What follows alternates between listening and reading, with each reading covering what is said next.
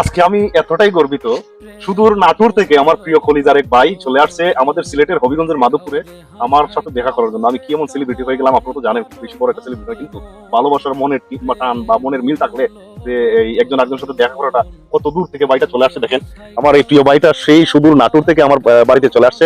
আলহামদুলিল্লাহ আমি অনেক খুশি, মনে করতেছি যে ফেসবুক থেকে আমি কিছু একটা করতে পারছি, অন্ততপক্ষে মানুষের মনে জায়গা করে নিতে পারছি। আমি এতে অনেক খুশি। তো ভাই কেমন লাগতেছে আমার বাড়িতে এসে? আসলে ফেসবুক একটা ভালোবাসার জায়গা। এখানে ভালোবাসার টানে আমি নাটোর থেকে সিলেট হবিগঞ্জ শুধু আপনার সাথে দেখা করার জন্য আসছি। আমার খুবই ভালো লাগতেছে যে আপনার সাথে দেখা হয়ে গেল, আলহামদুলিল্লাহ। আর অনেক ভালো লাগতেছে, আপনি এত সময় দিয়েছেন, এত আন্তরিক। দেখা না হলে আমি জানতে পারতাম না।